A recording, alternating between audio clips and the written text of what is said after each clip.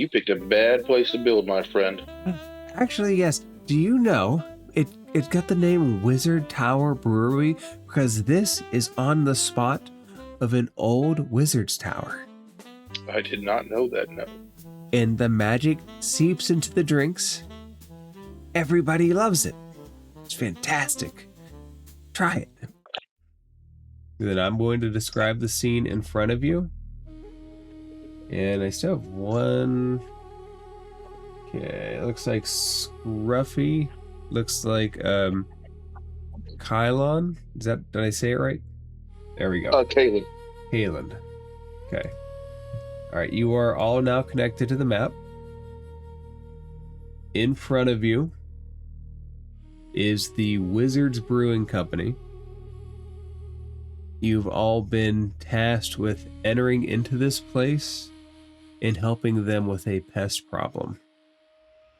When each of you enter, could you please tell all of us what your character looks like or something about him? So who would like to go first on this adventure?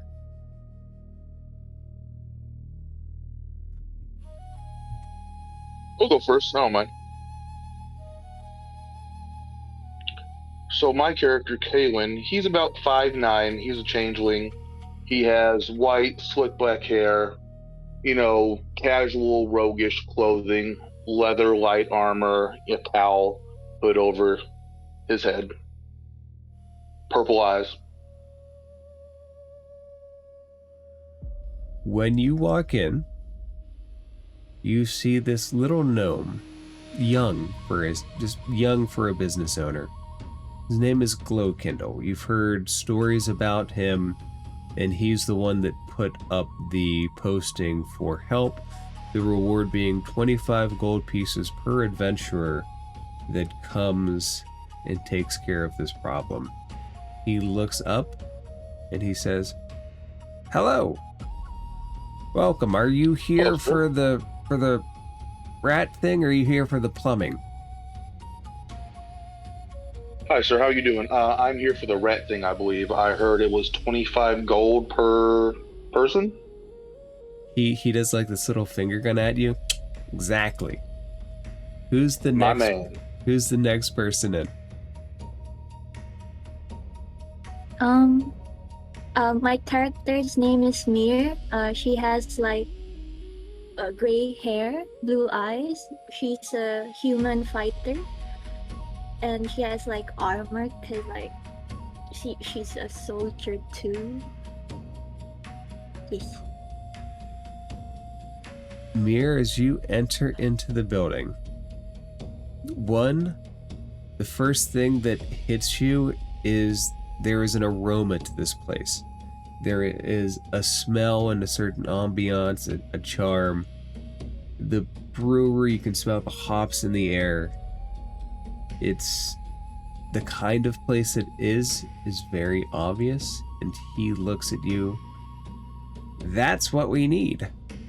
Perfect looking soldier, muscles, come on in. He begins to set up drinks for the two of you that have stepped in, and he says, "I am going to tell you all about what's going on. You're not gonna believe it. I don't believe it myself." And who's the third that comes in? Hello. I'll go. So, my character is Corwin. He is a sea elf. He's got pale blue skin, kind of whitish hair.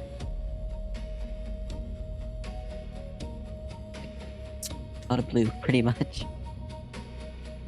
When you come in, Glowkindle sets up a special mug on the table.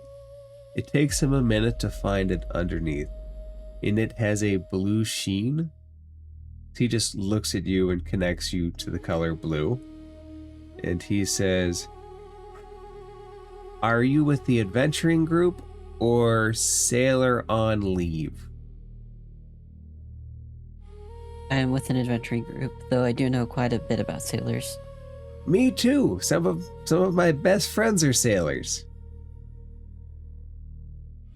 Oh. Well, I'll have to meet them sometime. Indeed. Who's the fourth? Actually, there's only one of you left, as Periwinkle is still en route home. So I'm going to make Periwinkle. Pause him, put him over here. That just leaves Big Al. Yes, hello. Hello. The brewery is in front of you. Your adventuring friends have gone inside. Would you like to join them? The tables outside have nice candles lit. The smell of the brewery wafts out invitingly at you and welcomes you to come inside.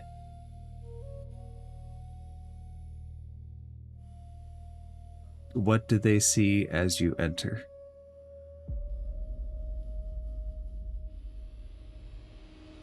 So I see as I enter familiar people. Oh, and my character is I'm sorry, tall. one more He has time? dark brown eyes. Sorry, you're a little low. Sorry. So my character is tall. He has dark brown eyes. And he has black hair with gray streak. Okay, I heard dark brown. He's also a human and a paladin. Glowkindle looks at you.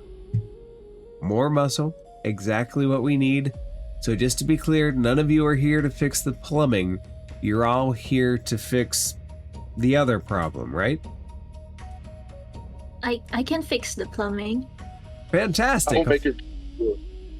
I can help. But you actually look very strong. How about you guys take care of the rat problem first, and then the plumbing second? 25 like for too the bad. rat. Is the plumbing gonna take so long? It depends. How good of a plumber are you? And he looks at you, genuinely inquisitive. Does your character have any plumbing experience? Or do you not know yet? I've been a soldier all my whole life, so I think I got a knack or two in plumbing. Soldier? Or is it the character sheet? Sorry. Nope, some things Do I have to look as at you my go. character sheet? Yep, some things as you go. It's just a decision that you make whether your character has had this experience in life or not. It's one of those things there are no wrong answers towards. It's a question of, does that fit into your backstory? And you could say yes and have it be true. You could say yes and have it be a lie and try to swindle him in some way. It's one of those things where there are no wrong answers. There are often no wrong answers in this game. Okay. Glowkindle just kind of lets it go. With the 4 drinks in front of everybody, he takes out one, puts it on the table, and he pours drinks for everybody. Now, here's the problem. We've been expanding out. We've been doing well. Sometimes when you're doing well in business, you have to expand the operation. The brewery underneath, we knocked down a wall. We were going to put in some more machinery. And then these rats, the size of dogs, and I'm talking big dogs. I'm not talking your little chihuahua. I'm not talking something that's just going to bite your heels. I'm talking something that's going to knock you over. They run out of the wall and they attack everybody, and everybody runs. And the expansion on hold. It's a nuisance. So I put up some posters first 4 or 5 adventurers that get here, we'll give them 25 gold to clear out the rats and find out what the source of this problem is. We got to get to no more rats. Do you guys understand? And he pauses. I understand. How many rats are we talking? Well, initially, they thought they saw about 5, 6. They heard more. It was like scratching at the walls. You picked a bad place to build, my friend. Actually, yes. Do you know this? It's got the name Wizard Tower Brewery because this is on the spot of an old wizard's tower. I did not know that, no. And the magic seeps into the drinks. And everybody loves it. It's fantastic. Try it. And has everybody taken a drink? Can I do some sort of like check to see like what's up with the magic, see if it's funky in any way? If you're looking for magic, that's an Arcana check. So on your sheet, you would make an Arcana check to see what kind of magical essences, if there's any kind of magical residue, symbols, anything of that nature.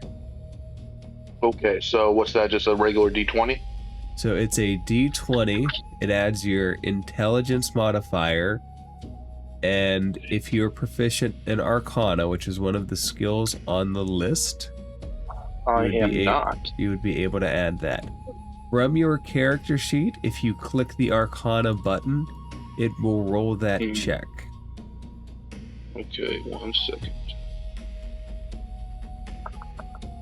You said on my sheet it'll roll that check? Yes. Any of the sheets that have a plus, +0, +3, those are also buttons that will roll the dice when you're ready to. Glowkindle is happily drinking the brew. I'm gonna drink mine too. And I'm gonna say like, well, a drink's a drink, then drank it. Did it share with the group? It did. Although you don't need you actually just sent it to me. But you don't need to send it just to me. If you right click it, it'll give you the options to do everyone, self, advantage, flat, disadvantage. Rolled, okay. Right, so with a 4, you don't notice anything magical about the brew. It could very much just be he is describing it as magical. And Mir, it tastes very rich. It's a full-bodied taste. It's very. Well, you only live once, earthy. so I down it all in one go. Glowkindle happily pours you a second drink and tips his back in the same way. In Mir does finger guns at you and says, "Doesn't it taste wonderful? Do you see why everybody wants this? We have to expand out." Yes, it's actually delicious. Can I have another? Here you go. He pours you a second. And Corwin, he also slides a second one in front of you. I've never met a sailor who didn't like a good drink. Neither have I, and I'll take it and I'll down it. And Big Al, have you had anything to drink? Oh yes, I like it. Yes, it is very, very delicious, isn't it? Now, if everybody's ready, the path is actually behind me. There's a set of stairs that leads down into the basement. Be very careful. Those rats are everywhere.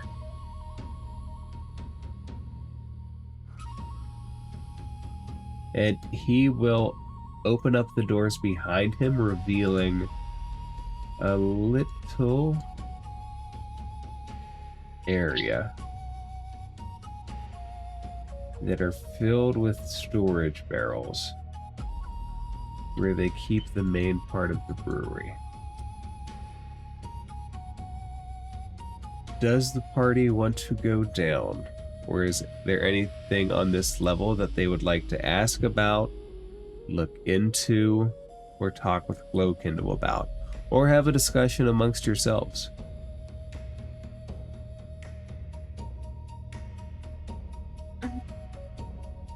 Can I check the plumbing? If you ask Glowkindle to check the plumbing, he will point you at the back. He will say, the toilets are back here. Have at it. And as you go in, first the smell of a restroom is just blatantly there. People have used these.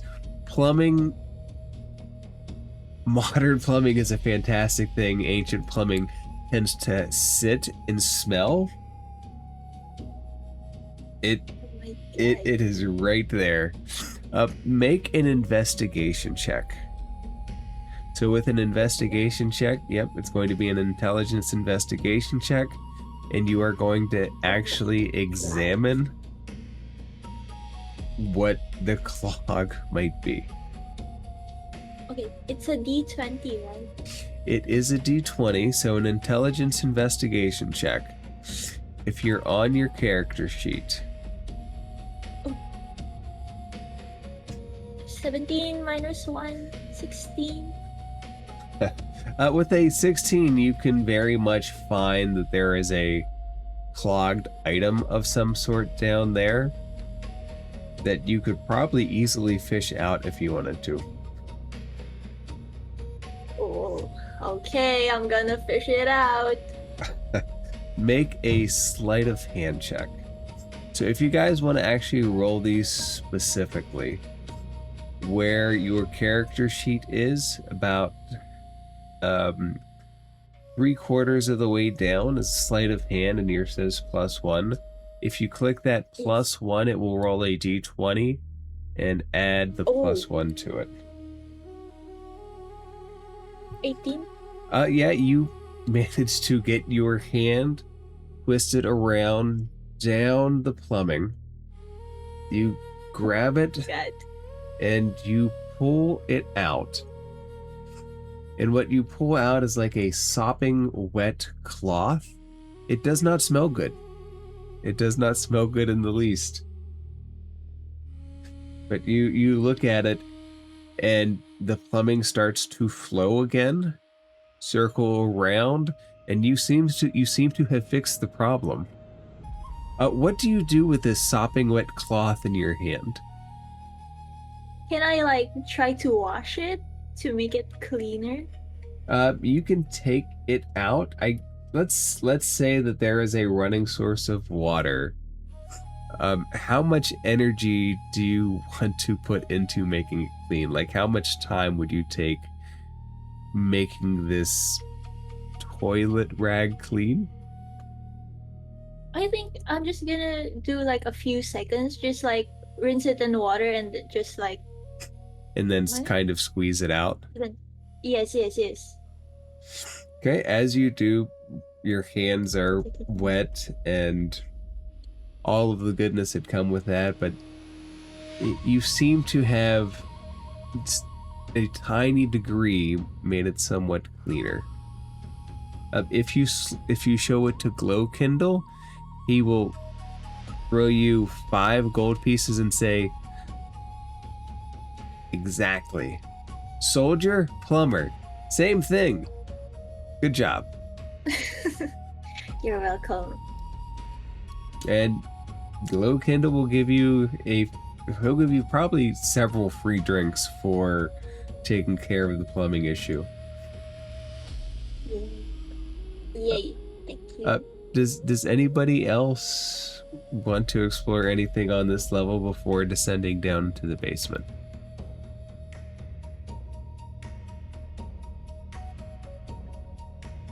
All right. I down. have a question. Yes. You said that I got 5 coins. Yes. Right? So on Where do your I add them? on your character sheet, click inventory next to action. Mhm. If you click where it says 4 gold, you'll have the option okay. to add and adjust coins there. So just click that, add the 5 gold pieces, then click the green add button, and you will have that in. And the rest of and the party opens the door, goes down through, and those set of stairs lead down into a dark basement. Glow Kindle will give everybody a lantern to help them see if they need it.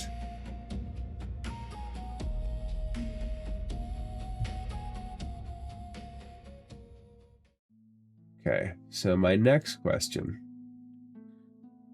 What is the order that the party goes down into the basement in?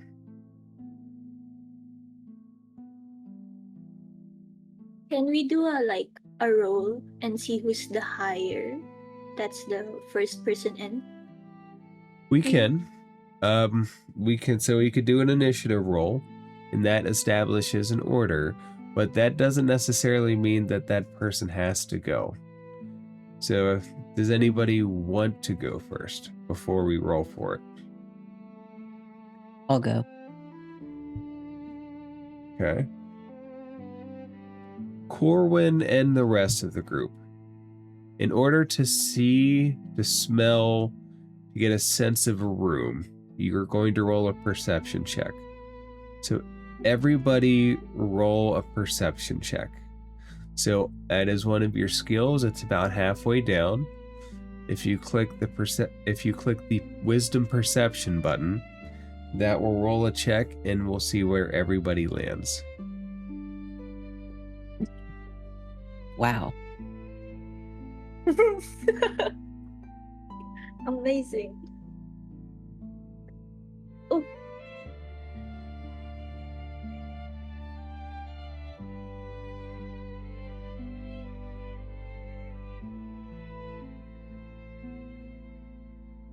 Okay.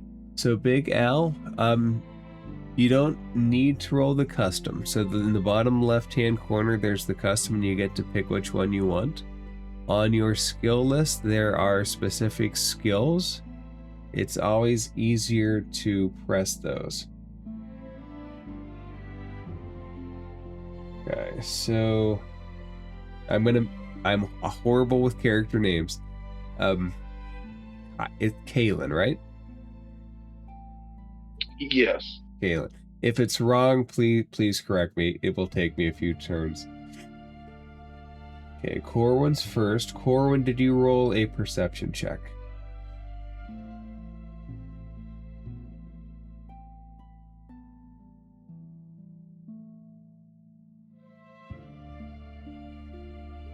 Okay. Okay, Corwin, you're making your way down the stairs. Who wants to follow behind Corwin? I'm going. Okay. I'll fall behind him. Corwin, Mir, and Big Al. Okay. I'll go as well. Alright, so give me a second.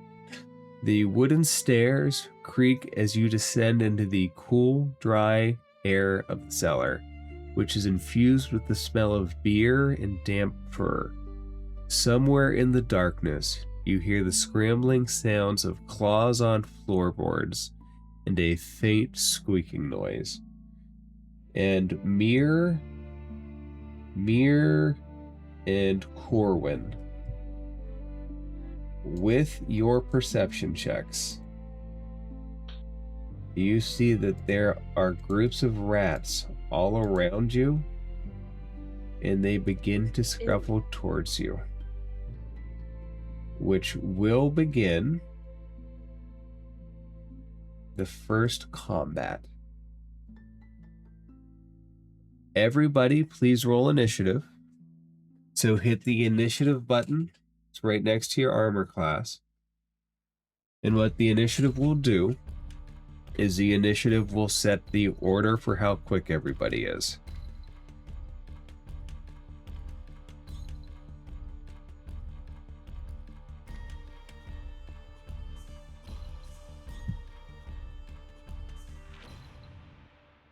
Okay. And Big Al, go ahead and give me a roll. Oh, wait. I got lost in the You okay? surface. I actually got lost on the way to No, you said you get lost on the way? No, I mean I don't know where to click. I think he doesn't know where the initiative is. Okay, on your character sheet. So, on your character sheet, if you look straight in the middle of the page, it goes short rest, proficiency bonus, and then initiative. So your initiative button says +0 because your dexterity bonus is 0. If you click that +0, it will roll initiative.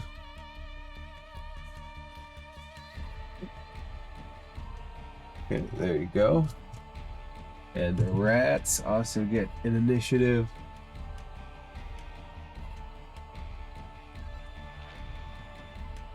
Alright, so the initiative order, the person that rolled highest goes first. So, Halen, you go first. You see that there are 8 rats down below that are scruffing about. There is a hole that is slightly straightforward, and the rats are all looking at the party. So in this situation, you can, in whatever order, you can move 30 feet. You can use your main action to do something like attack, and you have various bonus actions that you can do. The action is the heart of the turn, though. Each square is 5 feet of movement, so you can move 6 squares. What would you do? Okay. So you're saying all these rats know we're in this room. They clearly see us, right? All of the rats are looking at the party. Okay. Then I'm going to go up to the one right here. You slide off the stairs, his beady eyes looks at you. Yeah, and then I'm just going to just stab him with my short sword, slash at him. Alright, so make an attack roll. So on your character sheet where it says +5 next to your short sword, that will activate the short sword attack roll. And that is...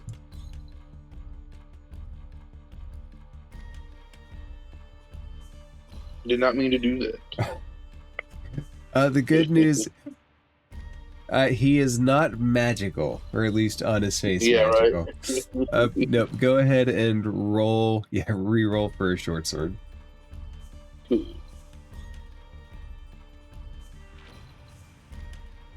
Okay, that's damage. Oh, sorry. No, that's fine. Gotcha. I'm gonna figure it out. Nope, you got it. Exactly. So you hit the +5. The 15 hits. Let's keep the 8 damage, because the 8 damage is pretty good. Right. And with the 8 damage, you take the short sword. In one strike, you clear through the rat, and he falls down dead on the ground. Okay, so that's 5 feet of movement. You can't attack again. You can move up to 25 more feet. Is that all I can do, or do I have other options besides moving? Or, attack? So, bonus, if you have a second if you have a second light weapon, you can use your bonus action to attack in your offhand. Okay. I don't believe I am dual wielding at the moment, though, so I'll just end my turn then. Okay, so you jump off the side of the stairs, run the rat through, and we move to Corwin. Corwin, you're leading the group through, and you see all of these rats. One behind you squeaks out in pain, falls dead. What would you like to do? So I'm gonna go up here So I can cast Ice Knife on one of the rats over here. Okay. So Ice Knife is, which one are you attacking it on? And then Ice Knife as a spell has a secondary effect. So which one are you attacking specifically? F, Let's go A, or D? Let's go with F. Okay. Go ahead and Ice Knife is, I believe, an attack roll. So in your spells, you're going to cast ice. Oof, who thought ice would be a hard word? You're going to cast Ice Knife. That is +5 to hit. The +5 comes from your wisdom and your proficiency bonus. So you go ahead and attack using that. So that's to hit, right? Right, so 10 total does not hit. Your ice knife falls short, but ice knives have a secondary effect, which some spells do. Typically, spells that are leveled have a little bit more power. So the ice knife explodes, and shards of the ice fly towards nearby creatures. So they're going to make what's called a saving throw to see if they can get out of the way of these shards. So we're going to, each rat there is going to scramble the dexterity saving throw.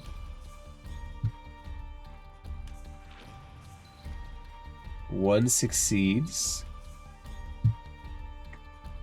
And rat A.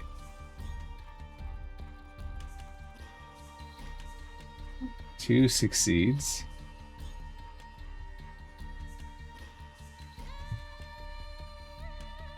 These rats are very quick and they're good at scrambling.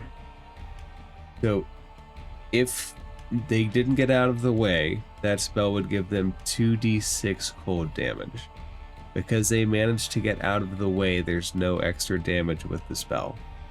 But a dexterity saving throw, or any kind of a saving throw, is when a creature or a character has to be put in a situation where they make an emergency action to save themselves. And it's called a saving throw. To get out of the way of something is typically a dexterity saving throw. All three rats managed to get out of the way. Corwin, would you like to do anything else? Any more movement? Any retreat? Anything like that? No, I'm just gonna stay where I am. Okay. And then Mir. The rat to your left is dead. You see a flash of an ice knife and an explosion right in front of Corwin. What would you like to do? So you have 30 feet of movement, that's 6 squares. And you have the ability to attack. You can use a bonus action if there's something that requires it. Not a lot really requires a bonus action. What would you like to do? Can I move here, then kill this rat with my flail? Or try to? You can. So you go there. 22. 22 hits. Go ahead and roll damage.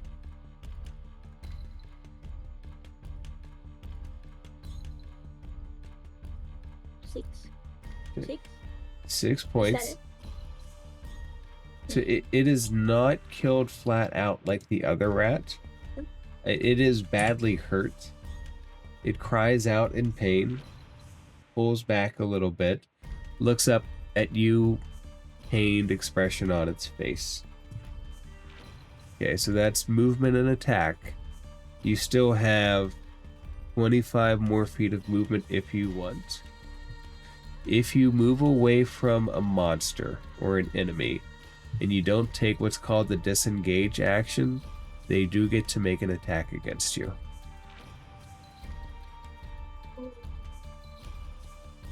Oh, I guess I'll stay here and just look at the giant rat. That's sad. The giant rat is sad. It looks up hurt and near death. Okay, the rats go next in initiative. So let's start out with H. The one that you hit, Mir, is going to attempt to bite you. So as you look down at it, it rolls a 17, and what it's specifically rolling against is where it says armor class. Remember how we talked about how that's decided by if you're unarmored by your dexterity bonus? You're wearing It's a heavy. 16. Yep, you're wearing heavy armor. So yours is decided by your armor and only your armor. So with a 16, if they roll a 16 or higher, if they roll your armor class or higher, they manage to hit you. So a 17 hits. It's near death, but its teeth find a weak spot in your armor and begin to close in on it. And you feel its teeth. It does 4 points of damage. So on your character sheet, next to all of your ability scores, next to your walking speed, you have a spot where it has your health. If you put 4 in and click damage, it will take that 12 down to 8. Okay. Okay, and Corwin, some of the rats begin to slide up to you. So F goes first. And F will also try to bite. He rolled an 11. Corwin, your armor class is 16 because you're benefiting from leather armor, which is 11. You have a dexterity bonus of 3. So leather plus dexterity is 14, and you're carrying a shield, which adds an additional 2. So it tries to bite at you, but because of how armored you are and how quick you are, you manage to dodge out of the way. Its teeth snap and pull back and fail. And he will also do the same thing. So C also try to bite.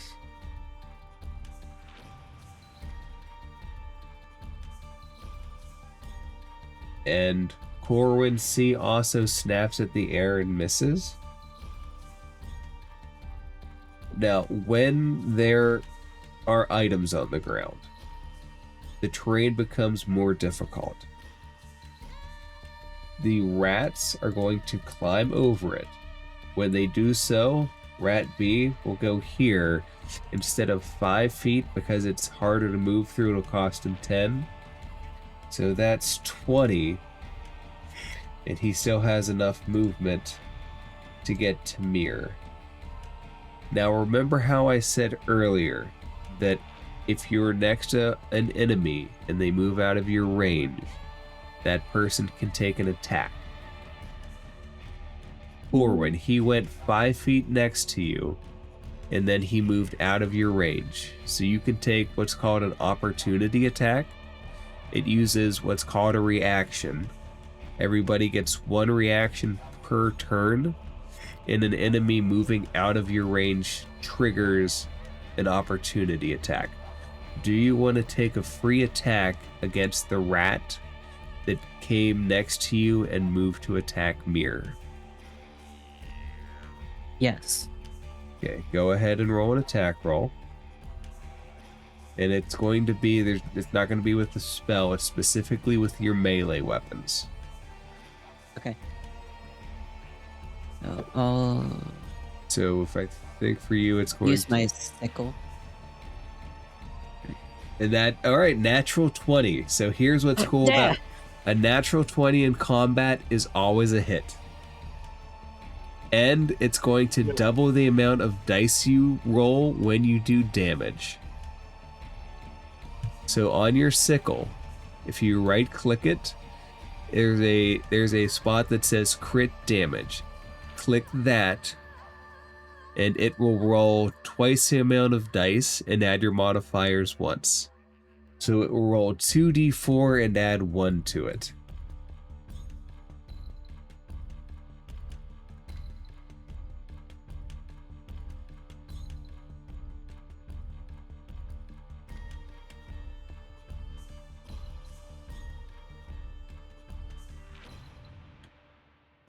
Would I click? All right, so do you see on next to sickle? Do you see where it says 1d4 plus 1? Yeah. Right click on that, and it'll bring up a menu. The menu. It says 2d4. Oh, okay, it auto does it then. Click it. Oh. Okay. So that rat comes in your range, leaves out of it. You take your sickle, you turn around, and in one strike, right through its skull, it drops dead.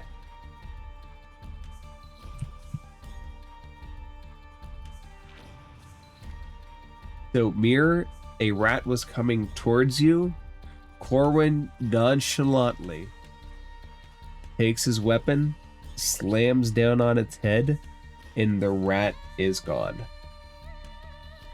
And everybody has one reaction per turn. So Corwin, if any of the rats move past you again, you won't be able to take another opportunity attack because your action's already spent. Does that make sense? Okay. Yeah. Okay. Then A will do this. That will cost him 10, 15, 20, 25. And Kalen, he comes to you. You see it bear fang and attempt to bite you. We're at 12. And Kalen, what's your armor class? 14. Alright, so let's say it hits into your armor but does not pierce, therefore causes no damage, and its eyes just look up at you, almost accusingly saying that you shouldn't be down here. Then we have 5, 15, 20, 25, 30. Big Al, one of the rats, scurries up to you where you are on the steps and attempts to bite at you.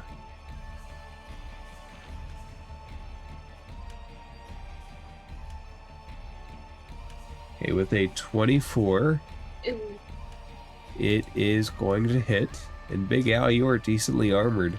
You have an 18 armor class, but it manages to find just some spot, maybe around your ankle, where it can pierce through. And it does max damage, so it finds a nice, juicy, fleshy spot. Bites in, it does 7 points of damage. So on your character sheet, on the right-hand side, if you put in 7 damage, it will take it off of the 11. And it should leave you with 4. And the other rat scurries back through and around the corner, and you do not see where it went. Alright, the good news is Big Al, they've all went. It's your turn. Now you look to the right. There is the rat that Mir has nearly put to death. There are 2 dead rats. There is one that found the perfect spike to bite you on, and another attacking Kylon. What would you like to do? Question, because I have uh 2 weapon fighting, I don't kind of get it. Okay. Okay, so 2 weapon fighting. What 2 weapon fighting is, on your turn, if you're holding 2 light weapons. So say you have 2 daggers, or you have 2 short swords, you have a weapon in each hand. You can make one your main attack, and if you typically you do a second attack with your bonus action with the second light weapon. If you have a weapon like a dagger, you can use your action and do both, make both attacks, one and then the other, and attack twice in the same round. So that's what 2 weapon fighting is. You have a light weapon in each hand that you can use in combat. Okay, then I'd like to use my 2 daggers. So I'll just click one, right? Right, so your first one's your main attack. So your first one will be the +5 and the full damage. Okay.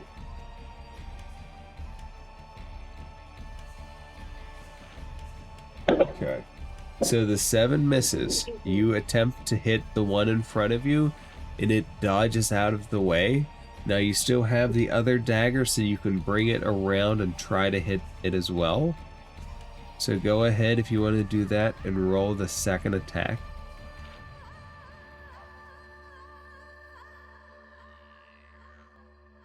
The 17 hits.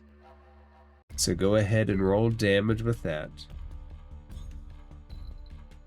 And with the offhand attack, you just typically don't add the modifiers.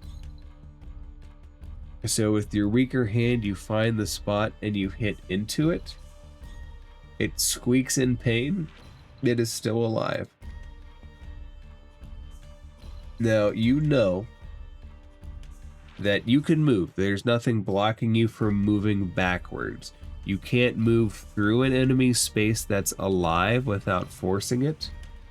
If you leave its space, just like Corwin got an opportunity attack, the monsters would have an opportunity attack too. So if you move from that space, the giant rat in front of you will try to bite you. Do you want to try to move, or would you like to stay there? So if I don't move, it would still try to attack me, but if I don't move, It can only attack you on its turn. So what it is, if it's not your turn, you can do what's called reactions. Reaction has triggers. So if you're next to somebody and they move away from you, you get to take an attack against them, a free attack that's out of your turn order. You can do that once per round. Everybody has one reaction. There's a move you can take on your turn called disengage that allows you to prevent that. But if you do that, you wouldn't be able to attack. okay. Then I'll just stay. Right. The options that everybody has during their rounds. So you have the movement, which is just something that exists. The actions everybody can take are, you can attack, which means you make an attack against an enemy. You can dodge, which means that it makes it harder for them to hit you. They have to roll what's called disadvantage, and they roll 2d20s and they take the lower score, which makes you harder to hit. You can try to talk your way out of things, which probably won't work with rats. You can try to influence them by animal handling if you want. That is, you can see how well you communicate with animals. Or you can disengage and move without taking that special attack. Those are the general options. Most people use their turn to attack. Some people use their turn to like influence, like if you're fighting an NPC, they might try to talk their way out of it. They might try to find something special and investigate. You basically get to do one main action per turn. Okay, so we're back at the top of the order. I know I keep changing the way I say it. It's gonna drive me nuts, probably more than it is It's you. I'm all sorry. good. Kaylin. Kaylin, there is a rat in front of you that tried to bite you, missed. But it got its point across that it is aiming for you. What would you like to do? All right, I'm gonna look this rat right in his big mouth and take my short sword and just send it right through. All right, make an attack roll. And their armor class, I'll just tell you, is 13. Your attack has to hit a 13 or higher to hit them. Okay. Ew. They're very dodgy animals. So you There's swing, one dodgy rat. you swing, and it dodges back. Now you can try to move if you'd like. You can move over barrels. Just doing it over barrels cost double movement. So instead of 5 feet, it would cost 10 feet. But the rat that you're face to face with, let's say just rat A here, would try to bite you if you leave any of these spaces. If you go anywhere in this area that's out of its range, as you go there, it can take a bite attack against you. But you can move anywhere here and not take that attack because you're still in range with them. Would you like to move at all? I think with my turn, all I'm going to do is look at Big Al and say the old man should be paying us 50 gold. And then I'm just going to end my turn. All right. Big Al, real quick, do you answer that as Halen says you guys should be getting paid more?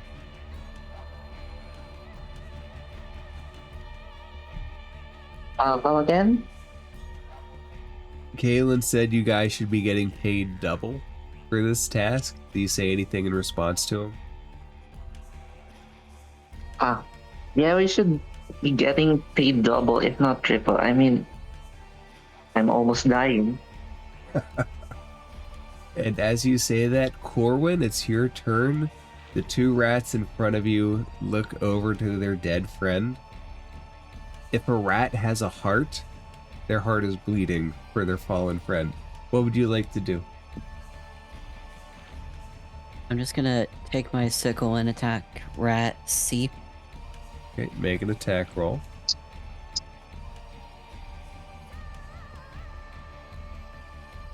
Yes, hits.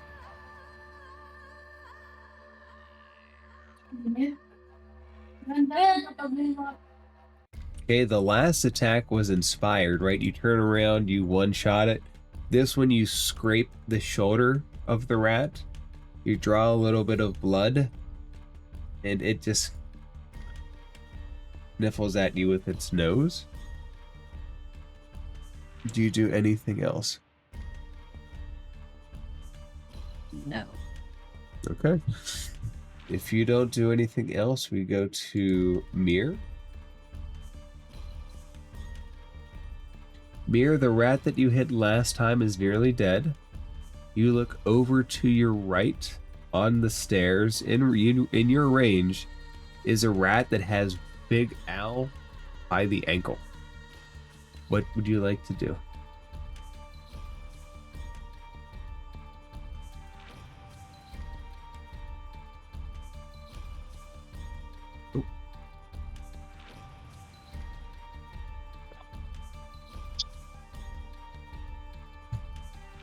Mir, you okay?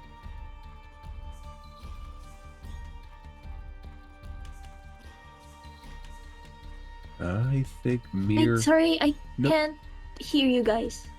Oh, are you? Can you hear me now? No, you dropped out. Give her 1 second.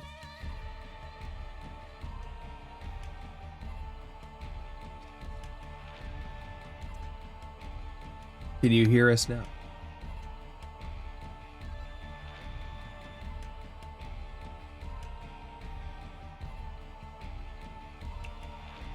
Hello.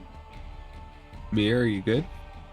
Hello? Sorry, I can't hear you. So I moved to my phone on Discord. Okay. Can you hear us? Yes. Okay. Awesome. So to describe where you're at, it's your turn. The rat in front of you is nearly dead. You look over to your right, up a little bit in your range. You see that another rat has Big Al by the ankle, teeth sunken in. What would you like to do? Okay. Can I try to like shoot the rat H? Cause at first like the rat was kind of sad, and like I got a soft spot for animals in general You can. in the character. You can. So generally in this game, you have all of the options that you typically want. What this would be on your skill sheet, there's something called animal handling. So you would do that, and this would qualify as your action. How well you roll determines what the rat will potentially do on its turn. So is that the route you would like to take? If you roll an animal handling check, you're trying to convince them not to bite you or not to hurt you. Okay, I'll try that. I want to try that. All right. Now, just a word of warning: your animal handling is a wisdom check, and you're not proficient in it, so it's -1. So whatever you roll Yup. will be less. It will be one less than what you rolled. All right, go ahead and make that roll.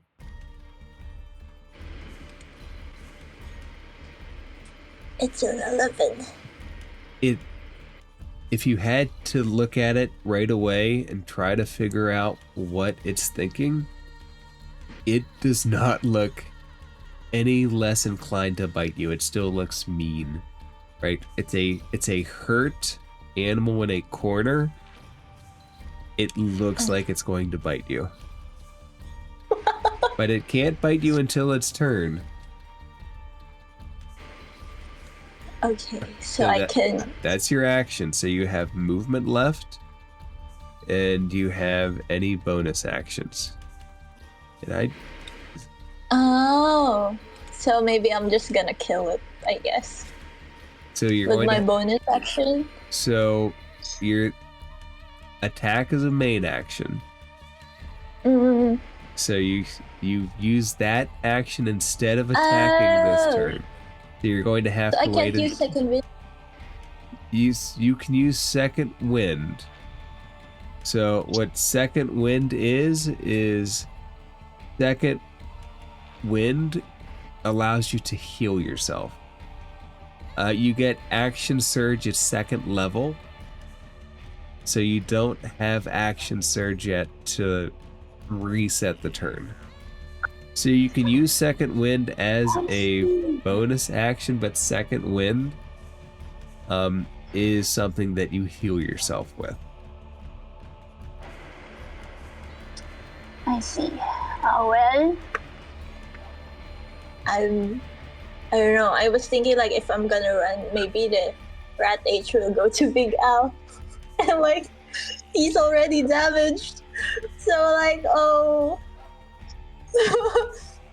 Okay, maybe I'm just gonna stay here. Okay. You stay there, and the rats begin to go. And first, Corwin, the rat that you hit last time, let's start with him. Rat C. He turns around and he begins to scramble away. He is retreating. He is leaving your range, though. So, do you remember how we talked about opportunity attacks? Yeah. So he's not disengaging. He is just running away. You can take an attack against him because he is leaving your range. Do you want to? Yes. Go ahead and make an attack roll with one of your melee weapons.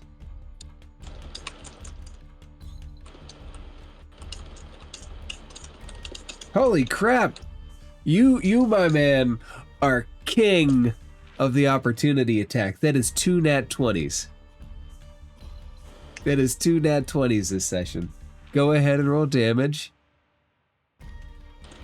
Okay, just like the last one, as soon as it turns, bam! Sickle right through the middle of it. It comes up, it hangs on your sickle for a second, and it is dead. It's pure and utter dead rat. Okay. So, all right, do you remember how I said that takes a reaction? Everybody gets 1 reaction per round. So when Rat F does the same thing, it begins to run away. Because you've already used your reaction, you cannot take another opportunity attack against it. So it begins to run back through. And you lose sight of that rat as it gets around the corner.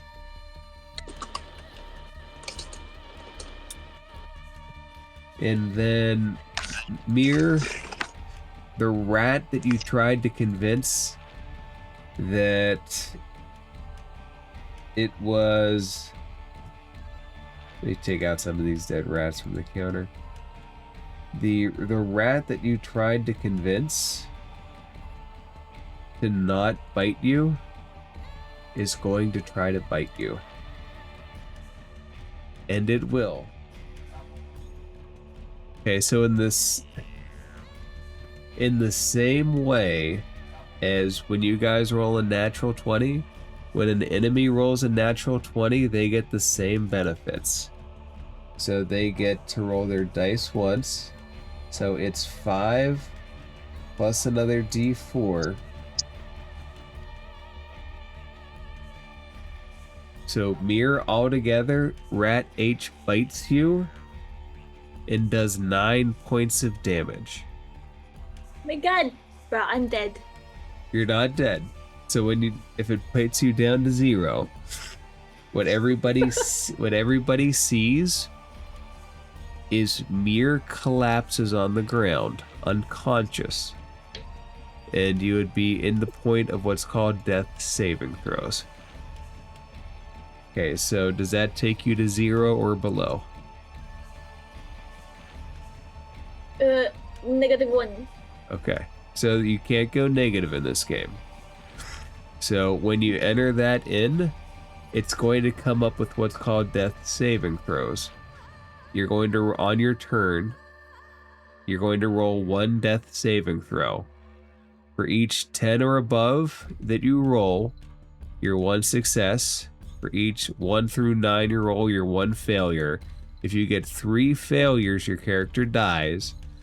If you get 3 successes, your character stabilizes. Okay. But you don't have to roll them yet. Only on your turn. And anybody can stabilize you with a medicine check. So if they roll a 10 or higher medicine check, they can stabilize you and keep you from dying. And Rat H begins to scramble through the barrels as it is no longer cornered. And then Rat A will take an attack at Kylan.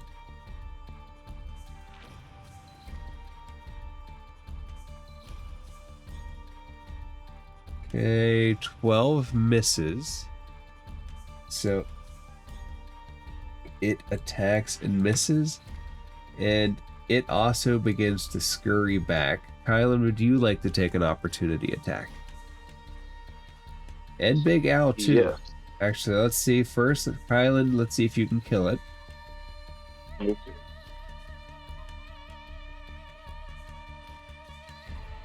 One third.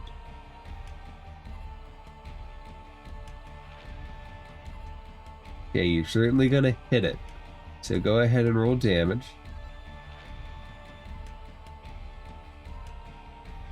You don't kill it. Which means that Big Al, it's close enough to you. You can attack it now if you want, using your reaction and your opportunity attack. Do you want to take your attack?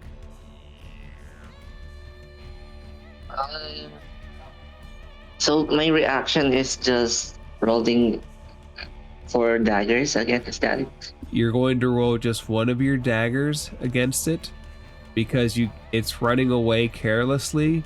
You can just flick your wrist and try to hit it as it retreats. It's what's called an opportunity Okay, I'll roll. attack. Okay, I'll roll for a dagger. All right, yep. Go ahead and make your attack.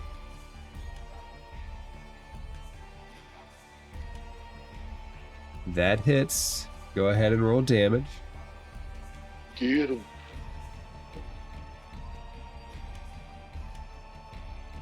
As it tries to retreat, you stab into it, and it dies. Yay. That leaves one rat that's currently on the field that isn't trying to retreat. And that is our boy Rat D. Okay. So he is partially hurt. He is going to take an attack at Big Al.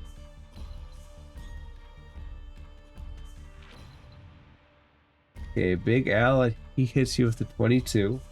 So he finds that same fleshy spot. And he does 5 points of damage. Big Al, how are you doing, bud? It's -1. Okay, so you and Mir each collapse onto the ground. As you collapse, it just stays there, just looking back and forth at everyone. All right, so do you remember how I talked about death saving throws with Mir?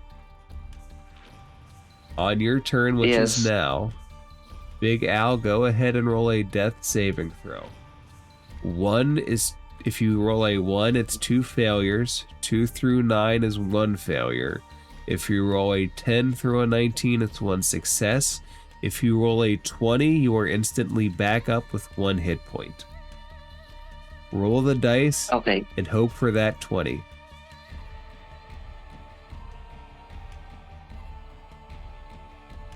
$15, so mark 1 save. So you're unconscious, but you are closer to life than you are death. And Kaylin, you have a decision to make. You see that two of your allies are down. You just remarked to Big Al that you guys need to be paid more for this. You might be right as you see your comrade on the steps fallen. One single rat, a hurt rat at that, a bleeding and bloodied rat, just standing over this muscular, hulking man. What do you do? I look at Big Al and I say, "I got you, man," and I just stab at that rat. All right, make an attack roll. 13 to hit. Rat just goes woof. These rats, man, they are quick. That's a switchy rat. Corwin, same thing. All of the rats, one is actively retreating, right? You look over, one is on its way out. Several others have already went past the breach in the wall. 2 of your allies are down. 1 rat is standing defiant on the steps against the party. What would you like to do? I'm gonna get it. Sickle in hand or magic spell in hand? The sickle. All right. I'll tell you, the rat has 4 health points left. You got to roll a 13 or higher. You hit. You need 4 points to kill it. And you get 3. You hit into the rat. It looks less defiant. It was standing there defiant a moment ago. Now it's hanging on to life by a thread. You tear through its tail. The tail is just on there by this much. Just a sinew.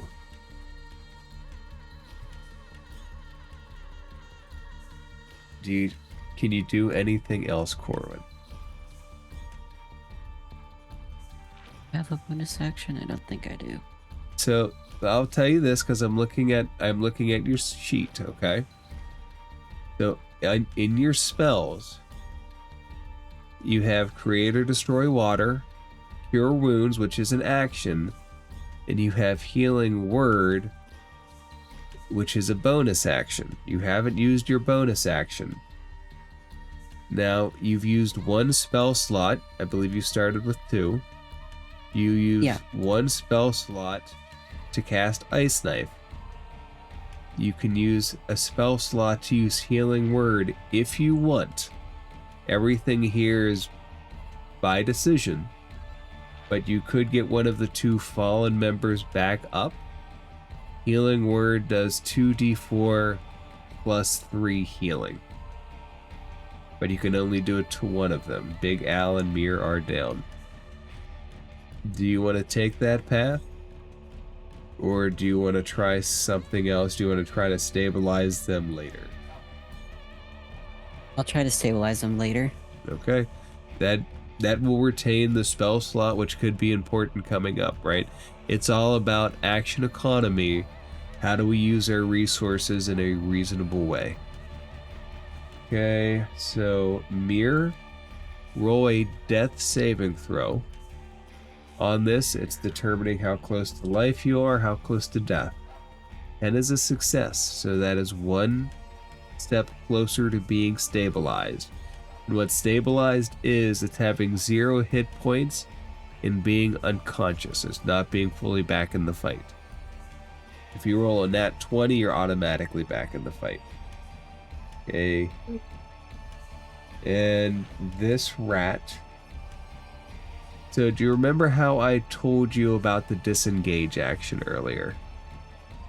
The disengage action allows a creature to retreat without taking those opportunity attacks. The monsters can take them and you can take them. And right now the giant rat is going to take the disengage action, slide by the party without taking an opportunity attack because of that action. It manages to get 30 feet right to the door, hind feet scuffling. And the other rat disappears around the corner. Okay. Big Al, throw a second death saving throw.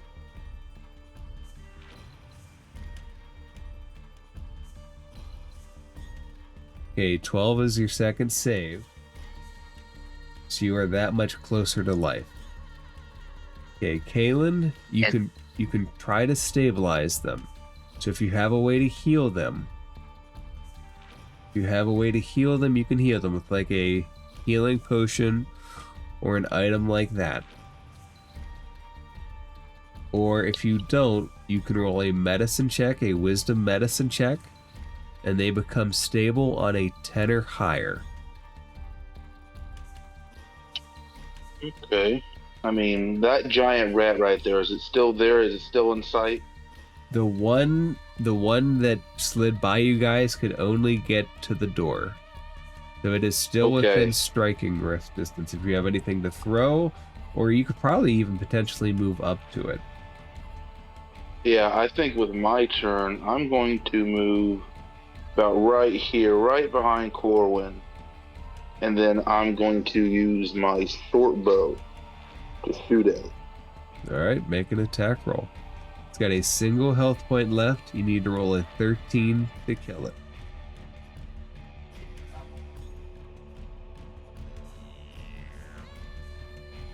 $18 hits. So normally you would roll damage, which you can still do. Tell me what it looks like when the last rat in this fight is killed. Well, as the rat's running away, like I said, I run right behind Corwin and shoot at it. And as it's trying to enter through the door, my arrow just goes right through the back of its skull, through its mouth. Oof, what an image. And all rats are dead, but instead of ending the combat, we have to figure out what happens to our allies. So, Corwin, would you like to try to stabilize one of them? Yeah, I'll try to stabilize Mir. Okay, roll a DC 10 medicine check. Medicine is one of the skills in the middle. So you managed to stabilize her. What that means is she doesn't regain any health, but she's at 0 HP, and she is not in fear of dying. There's no more death saves. So Mir, mark all of your death saves as successes, and you are just unconscious. What I like to do, so rolls as written. It says you were just unconscious for 1d4 hours. I like to roll just a custom d20. If you roll a 20, you're immediately back in. If you roll a 1, you're back to unstable. And if you roll anything else, nothing happens.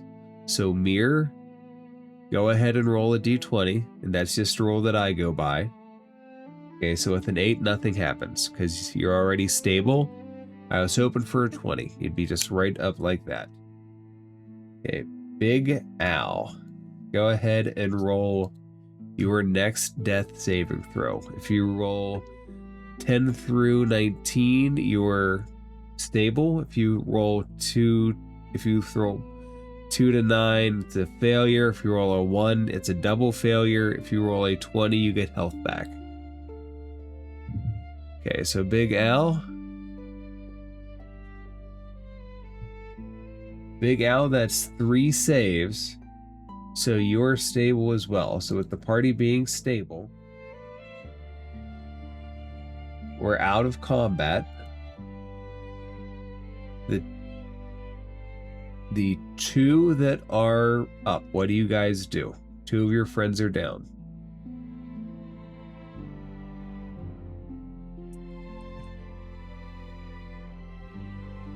I kind of want to see where the rats went. That's an option. Do you want to go around the... Yeah. Alright. So the fog of war prevents anything from being seen. I will clear this hallway for you.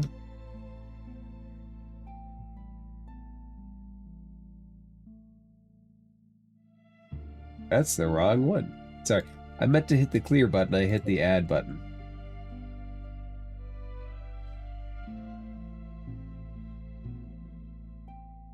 And it's like a 4-foot hole that you have to dip your head through. And I do believe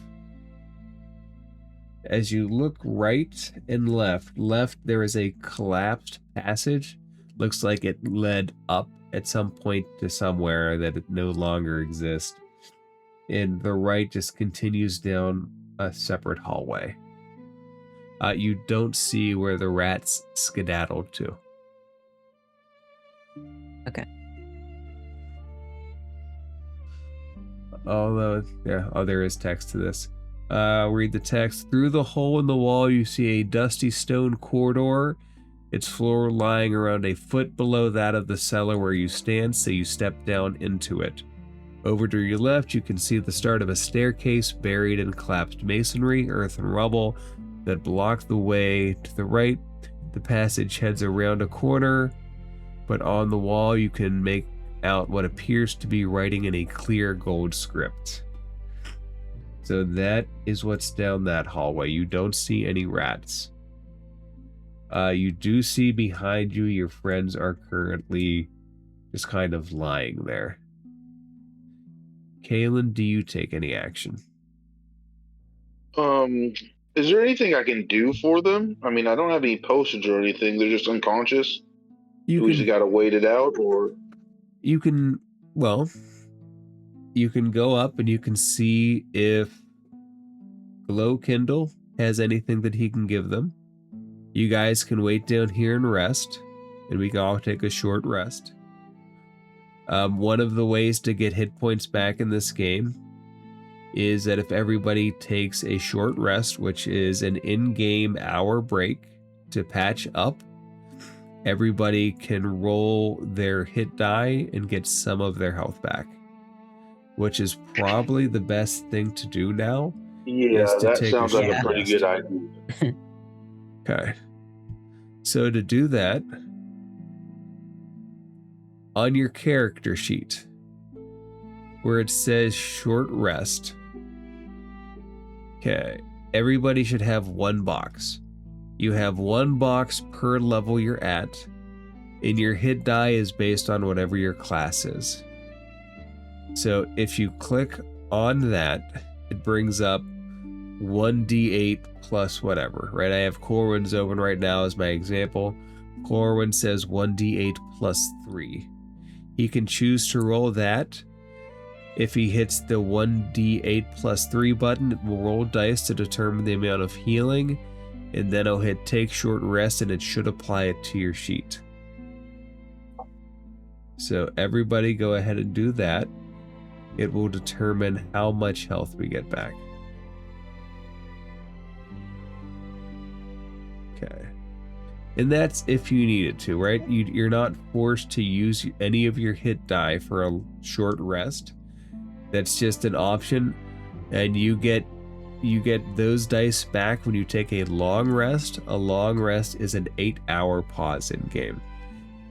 An 8-hour pause where you do nothing but rest, mainly, like sleep through the night or things like that.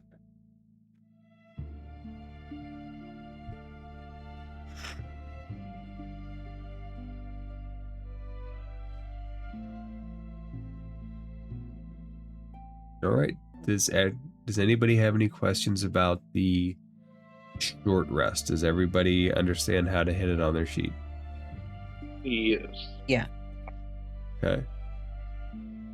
Then if everybody's done that, let's say that you guys pass that hour tending to each other. The party wakes back up. Mir and Big Al wake back up. When you two wake back up, you're looking at the same dusty cellar where a rat bit you to the point of unconsciousness. What does the party do now? What kind of conversations does the party have? Does the party explore anything in this room? Does the party strategize or talk shop? What do you guys do? I think at this point, my character's kind of going to inspect this room to see if I can find anything of value or anything resources. Okay, so there are two types of rolls that will do that. What is typically done is an investigation roll, which is an intelligence investigation roll, or a perception roll, which is wisdom perception. The differences between the two, mechanically speaking, are that perception, you look around for things that are out of order, you smell the air around you. What investigation is you actually go through stuff, right? You take your hands, you move stuff around, you pick things up and examine it very closely. Okay. Yeah, I'm gonna go with investigation then. Okay, go ahead and roll an intelligence investigation check.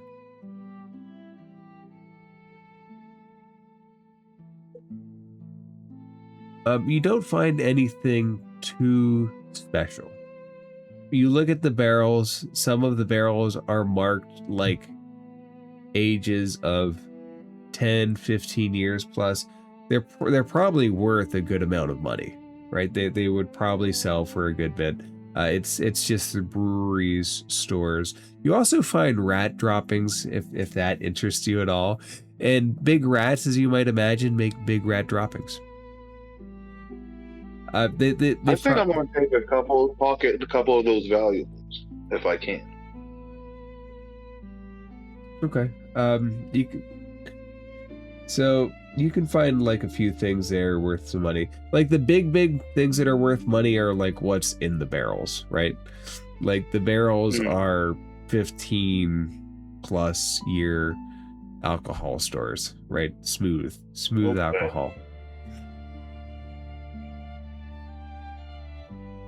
Okay, has everybody that wanted to take a short rest taken a short rest?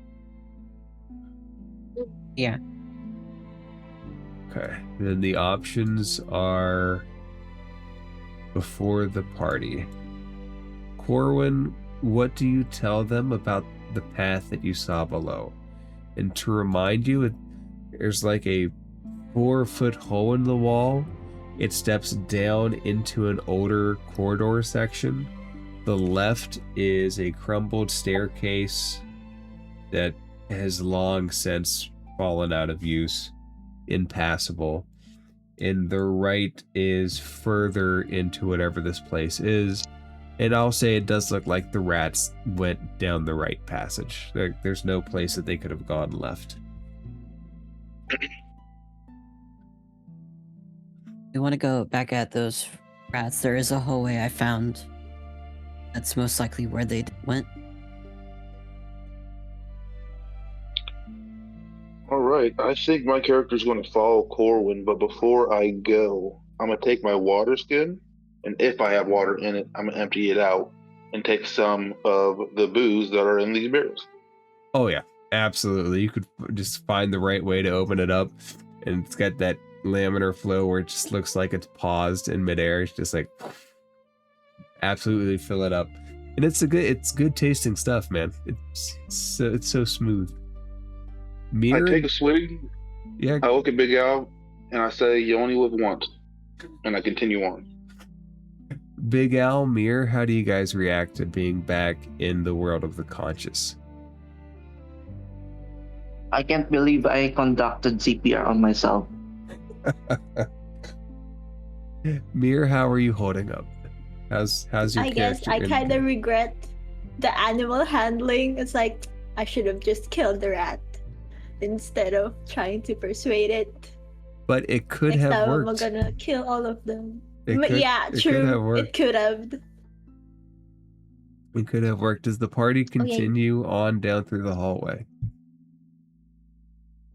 I'm gonna follow them, I guess. Okay, so if I asked for a marching order, that is, what order does the party move down the hallway? Is this it? Corwin, Kalen, Mir, and Big Al. I think we should switch this up just a bit. How do you guys want to move?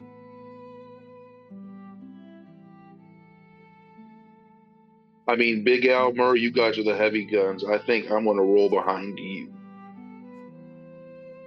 Okay. Corwin, are you gonna go behind us?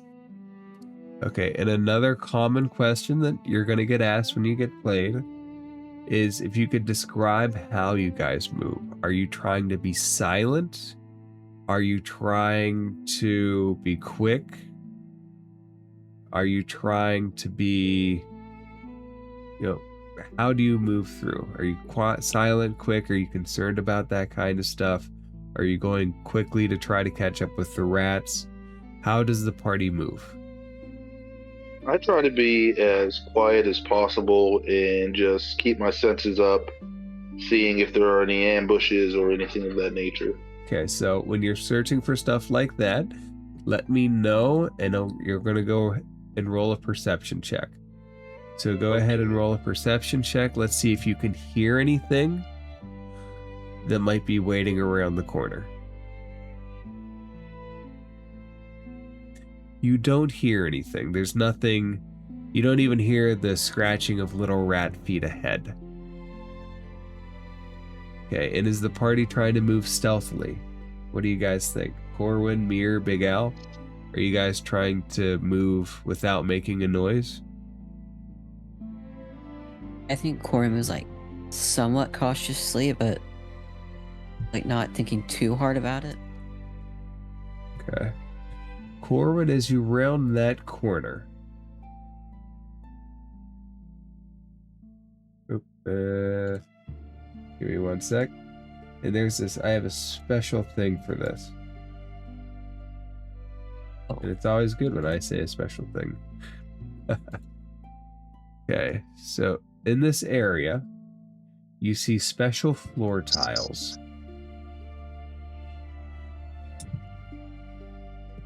And let me just slide Periwinkle out.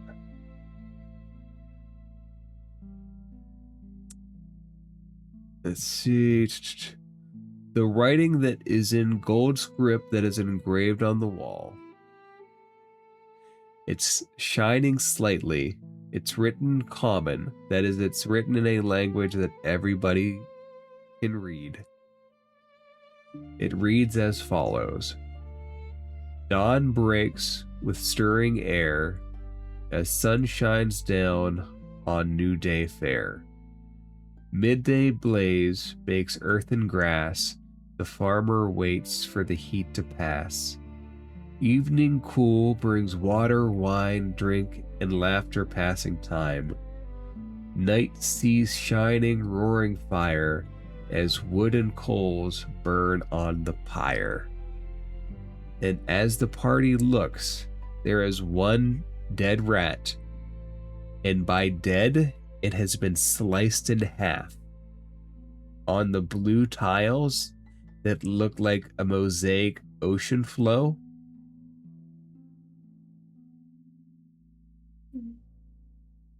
Corwin, you were leading the pack. So just so I have this right, we had Corlin, Mir, Big Al, right? Yeah, I think. So let me ask you guys this. You can read the panel. You see a rat has been cut in half by something. You don't know where it is just by looking or what it is. You read that on the wall.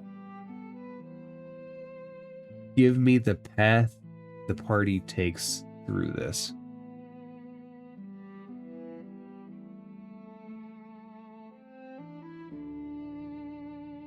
I'm gonna go over to the rat Okay.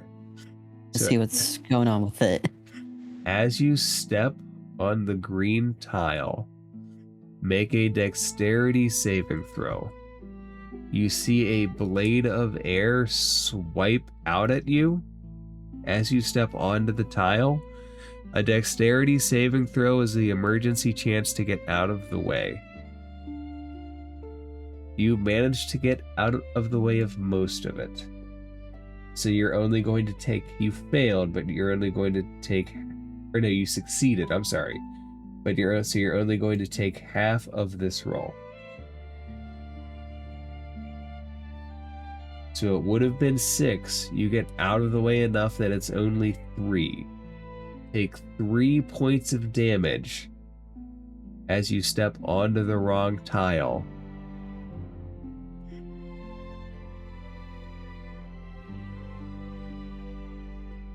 Ooh. Okay, is it? Can I speak? Yeah. Can I? What you got?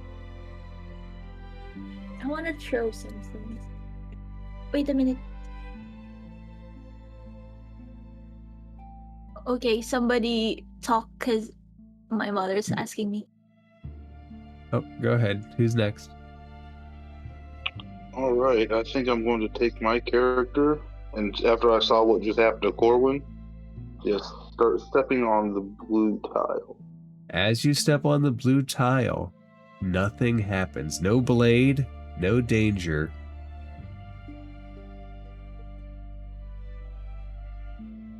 It seems Okay, I'm that gonna tile follow is safe. Kaylin. Okay. Does everybody step on the first tile for the sky? The mosaic of the sky. Yeah, Corwin, get over here. All right, so dawn breaks with stirring air as sun shines down on new day fair. Midday blaze breaks earth and grass. The farmer waits for the heat to pass. What's the next You step wanna the jump? party takes? You want to take a risk? Go to the green. Nothing happens as you step Yeah. onto the green. So the party all moves to the green. Evening cool brings water, wine, drink, and laughter, passing time. I guess go to the blue one. The party safely steps onto the blue tile. In night sea shining roaring fire as wood and coals burn on the pyre. Then the Go middle. Nothing happens as you step onto the middle tile of the floor. And as the party does, you have successfully passed. So go ahead and everybody move your characters to this side. There are what appear to be two doorways, one here and one forward. And it should have doors there, but this map doesn't have them for some reason. Do you go north or do you keep going straight through to the east? So do you go this way or do you go this way? Yeah. What do you guys want? Do you want to go up or go straight? What are you thinking, Corwin? How do you feel about this? Go up. Okay. All right, Give I'm me with one- you so far. Give me 1 sec. Let me clear this room of fog.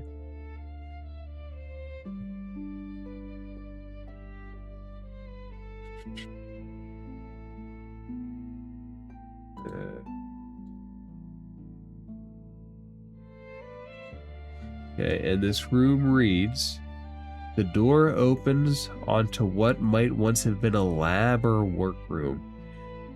To your left sits a moldering desk and the shattered remnants of alchemical glassware, while the center of the room is dominated by a set of tall bookcases arranged back to back. All around, however, are scorch marks and signs of countless small fires, and the air is filled with the smell of smoke and burned meat. The wooden furniture is blackened and burned in places, while what may once have been a pile of books have been reduced to ash. Singed traces of what may be webbing hang from the ceiling. As you enter, you feel something crunch beneath your feet. Glancing down, you realize that it's the charred hindquarters of a giant rat. Could everybody roll a perception check, please?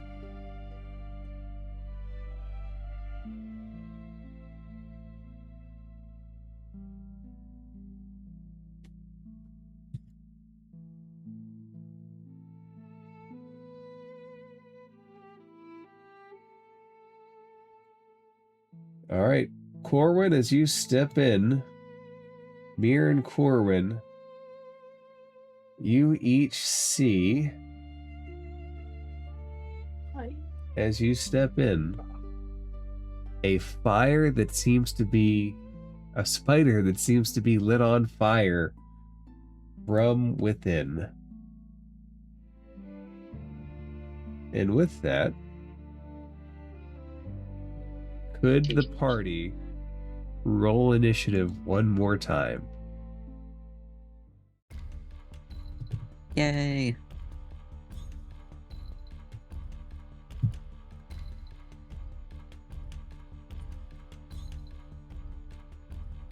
Okay, Corwin 7. Kaylin 9.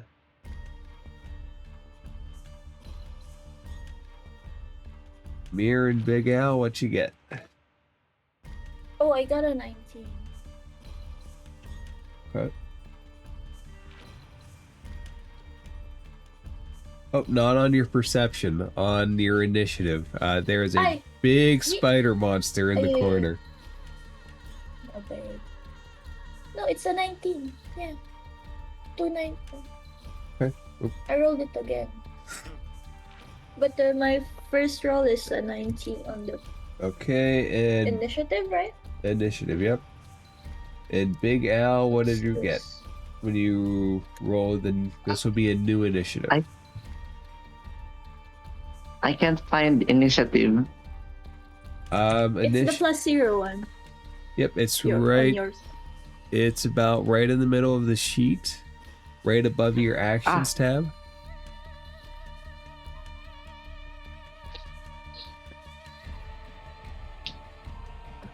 $17. Okay. I made this go full screen and I didn't want it full screen. Give me 1 second. Yeah.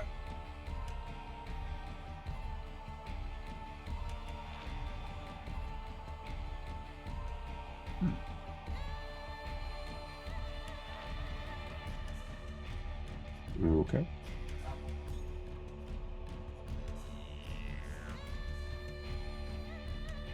There we go. That was weird.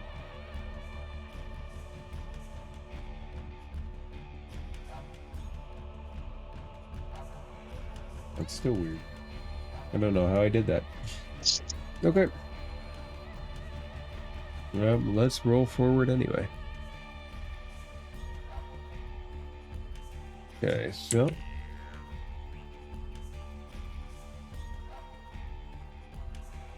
let's start Big Al. There is a big fire spider.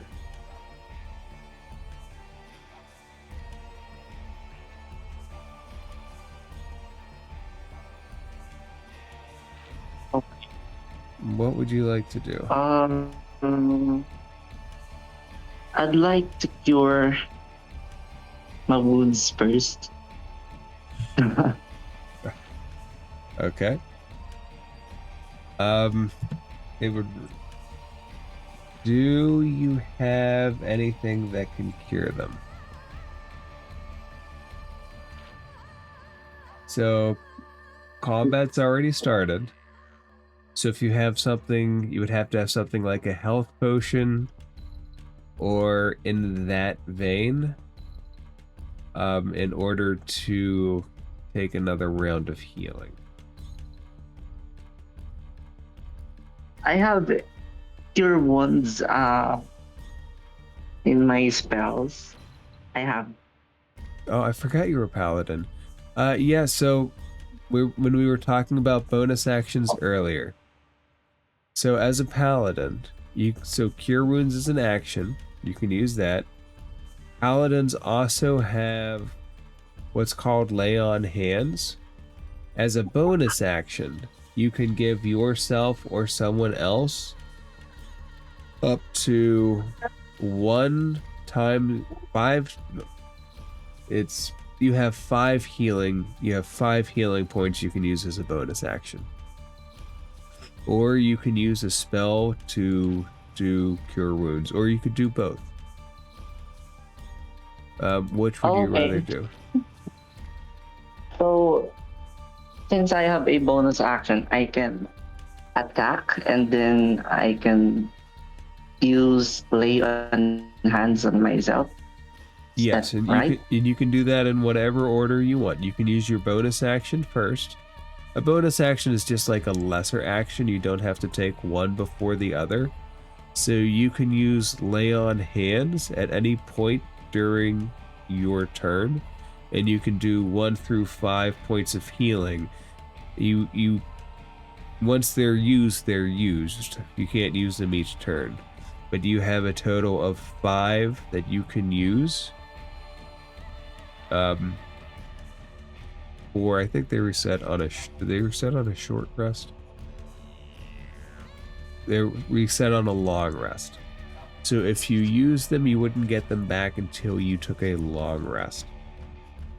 But they're yours to use, and they would heal you or a party member. Okay.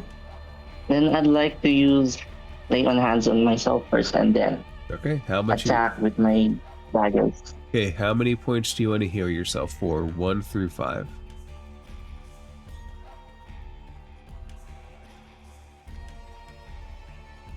For 3 points. You want to heal 3 points? Okay. If you want to track it on your sheet, under where it says features and traits, if you click that, you'll see it says lay on hand, and there are 5 boxes. If you click up to 3 boxes, that will take away 3, just so you can track them. Okay. Okay, so do that. Heal yourself 3 points. Then move in close to this thing. And now you can use daggers. You can also use a longsword if you want, whichever ones you would want to use. I can still attack twice, right? So, if you use the longsword, you can't use the second dagger. In order to use the second dagger, you have to use the first dagger. So you could use use two daggers. Or actually, hold on. You're using a shield, right? A shield takes up your second hand. So you couldn't use a dagger in the offhand with the shield. So you would either have to put down the shield, which would drop your AC down to 16, because the shield is adding 2 to it. Or you could use the long sword and use the D8. So, but you shouldn't be able to use two-handed fighting while you have a shield in one hand, because you have to literally use 2 hands, if that makes sense. Okay. So it's only applicable if I only use the dagger. Right. As my first To use attack. two-weapon fighting, you have to have a dagger in each hand. If you have a dagger in each hand, you can't use the shield in one of them. It's just like you can't hold two big things in one hand. So if you use the daggers to do the 1-2 stab, your AC would drop by 2 for that round until you started using the shield again and not the dagger. That's why most of the time paladins and fighters will use things like the longsword over smaller, lighter weapons. Okay. I'll use longsword this time. Okay. So you go up, shield in one hand, longsword in the other. Go ahead and make the attack roll.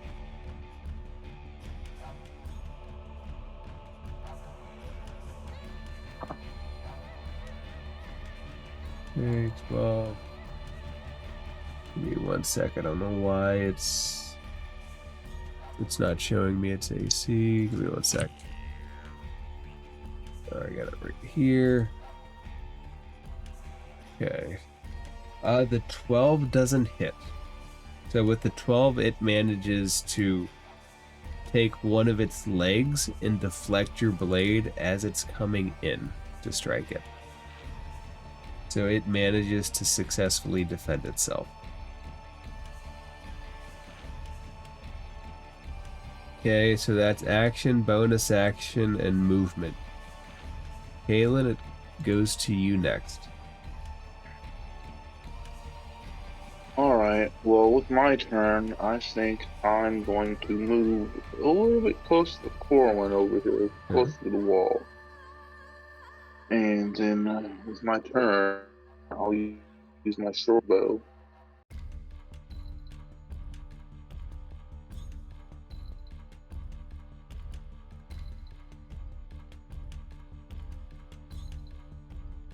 24 hits.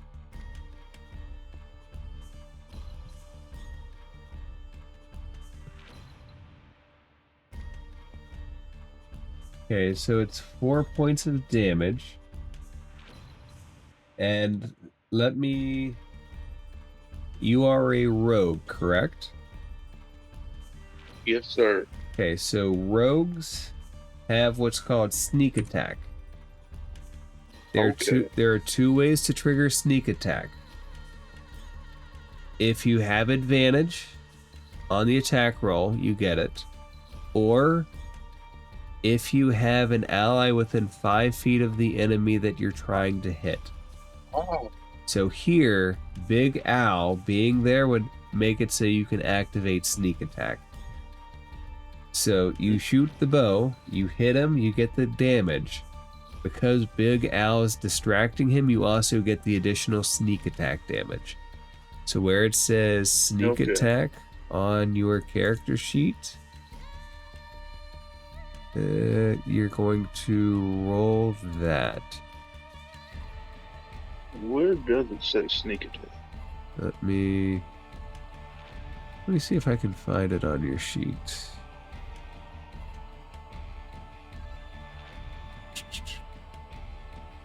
Oh, I see it. Got it right here. It's in other.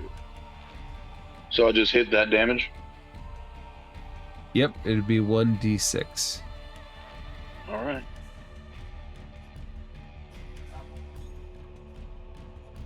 Okay, so you turn 4 points of damage into 10 points of damage.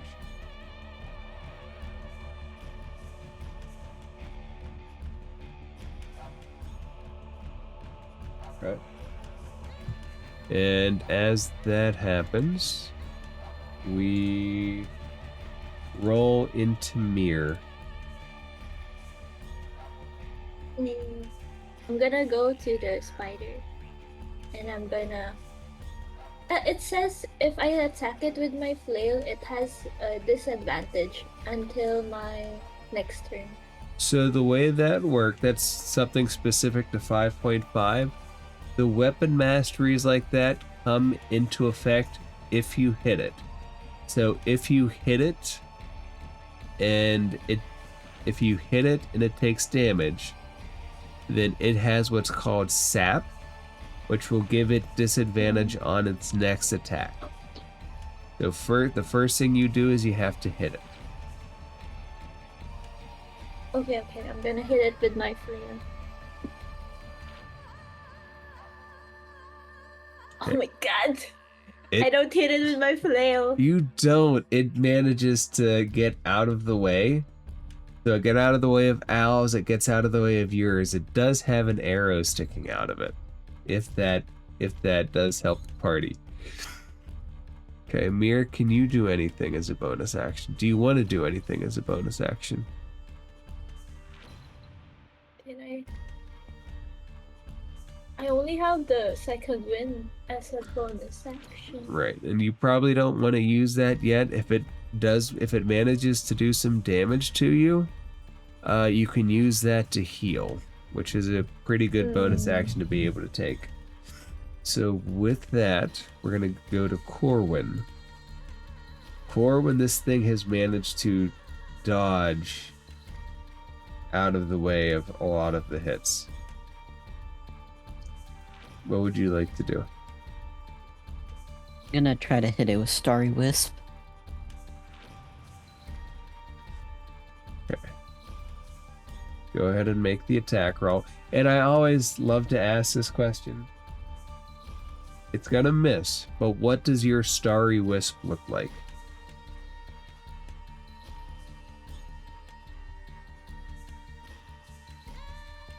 It's kind of like a cloud of, is it radiant energy? Right. Just like Yeah, a it's little radiant. nebulous, almost like Yeah, like atom-like that floats like and a then storm shoots cloud. out.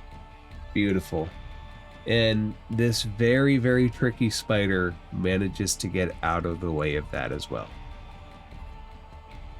Which will put us on the spider's turn.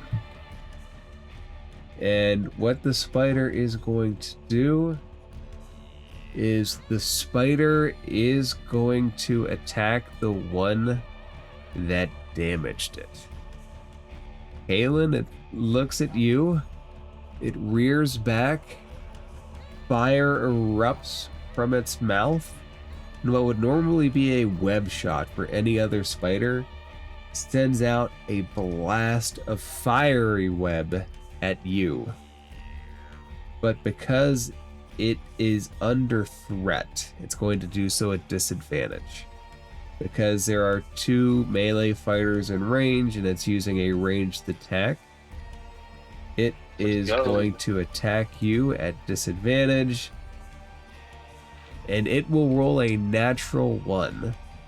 So in a situation like this, where you roll disadvantage, you roll 2 dice, and you take the lower option for that, that's a natural 1. And the web, it just explodes all over its own face. Which takes us to Big Al. Big Al, what would you like to do?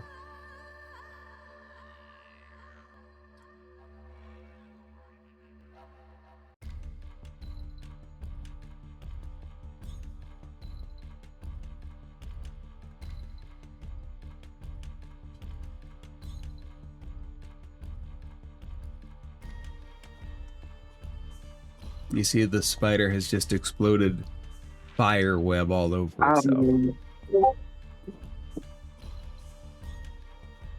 So like every time I take an action, I have another bonus action. Is that right?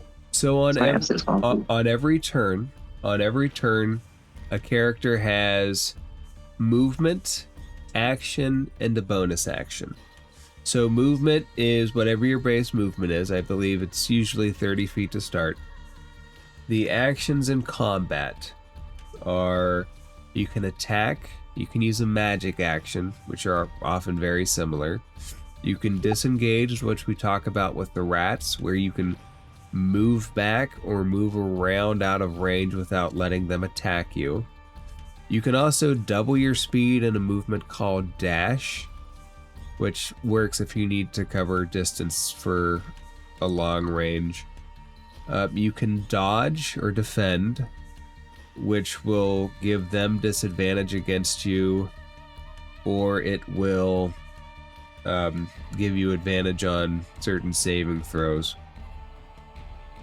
But those are your main actions. They're the action because they're the main actions. They take a full turn. Bonus actions are conceptually something that just takes a fraction of a moment to do. Some spells, some abilities rely on bonus actions. They're really secondary characteristics, but all 3 reset. And any reaction resets at the start of your turn. So, like for example, you used Lay on Hands last turn as your bonus action. You use 3, you have 2 Lay on Hand points left. You have 2 Lay on Hand points that you can use on yourself, or somebody has to be in physical range of you, so within 5 feet. So you could like give Mir a point of healing or 2 points of healing, or do the same to yourself. But to give Corwin or Kalen, you would have to walk over to them.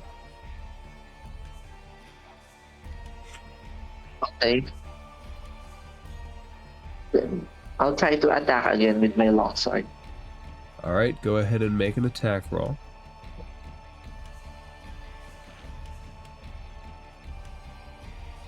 Alright, do you remember how we talked about nat 20? That is the 3rd nat 20 for you guys.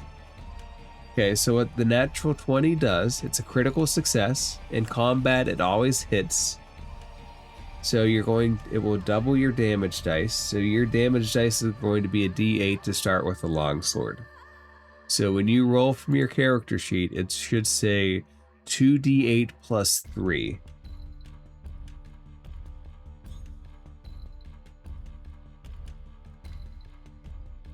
Now I have another question for you, okay? Do you remember how I sent you a message talking about divine smites? Yeah. Okay, you can use Divine Smite after you hit a creature as a bonus action. It costs you a spell slot, but it's additional damage. The damage is an additional 2d8. Since you critted, if you did it, it would be 4d8. This thing looks badly hurt. You see fire, blood, and webbing scorching the ground below it. Do you want to use a spell slot to cast Divine Smite and cause additional damage? Yes, I'd like to cast Divine Smite. Okay, so go under your spell tab, right click on Divine Smite, and click where it says crit damage and roll that.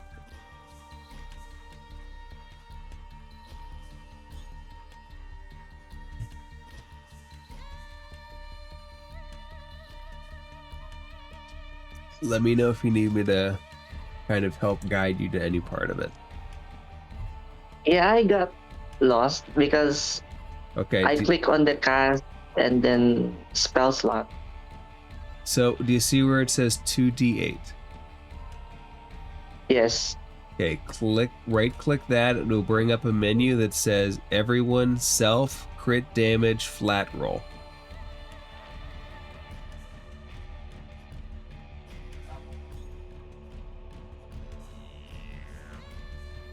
I think he's on his phone. Oh. If you're on your phone, that's fine. Just click on the 2d8. That should work for this.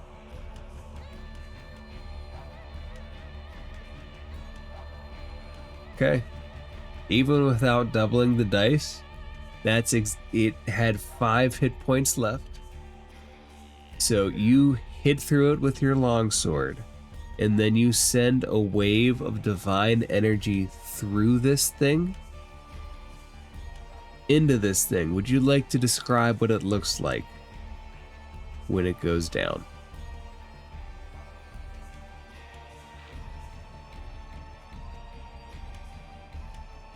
Sorry, I got lost. Okay, so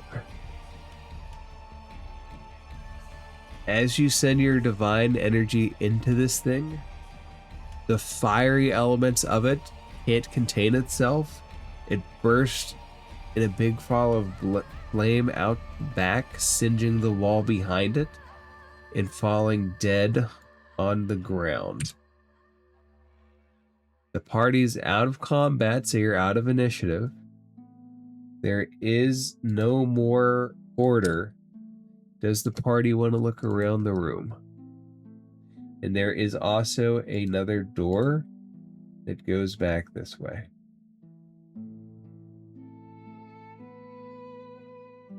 Can I take think a I look at wanna the big inspect spider? There. Yeah. I want to inspect here. Okay. So, do you want to roll a perception, or do you want to roll an investigation to figure out, or a nature? Right? There are 3 options. What specifically would you like to know about the dead spider?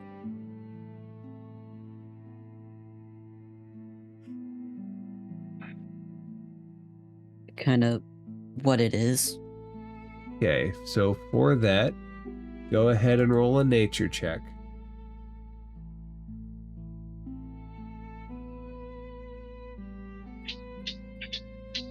Okay, so what it looks like a normal spider that has somehow been infused and enlarged, but you're not quite sure how. Right? It's like something came along and pumped gasoline into a spider and lit a match, and instead of exploding in a fireball, it became like a hideous fire monster. And for the 2 of you that are exploring the back room, the rear wall of the small room is lined with sturdy looking wooden shelves. Clearly these were once laden with bottles and glass vials, but over the years, many of these have been reduced to glittering shards of glass on the floor. There's a flicker of movement among the wreckage, and you see a small black rat lapping up the last remnants of liquid left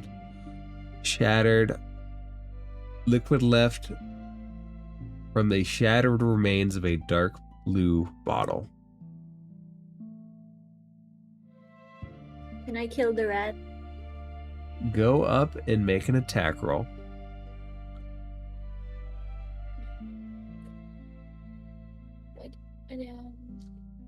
Just a normal dice? Just a normal attack roll. I'll tell you that a normal rat's AC is 10. Okay. I'm gonna hit it. Okay, so a normal attack roll is like a weapon, right? Yes, just a regular, just like you were in combat, except we're not rolling initiative. Okay. Okay, you don't need to roll damage. A rat only has 1 hit point. So you bring your flail down on top of its head. You crush it. As you crush it, you see that there's some writings on the broken bottle.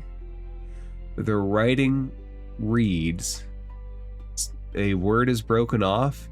You see TION, shun, of enlargement on one of the glass broken vials.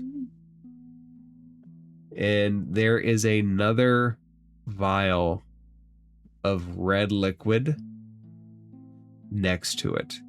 Would anybody like to read that? Can I look at the red liquid? You can. So, if you read the label on that, it says Essence of Fire L, and then the word is broken off. ELE. Essence of Fire ELE. And as you look Can I up, take that? you can. So it's a broken bottle, right? Most of it is scattered Oh. on the floor. You do see that there are 2 bottles labeled Healing Potion that are intact, that are sitting on the shelf. You also see a I'll couple. take the healing. There are also. I'll take all of it. There are 4 intact potions altogether.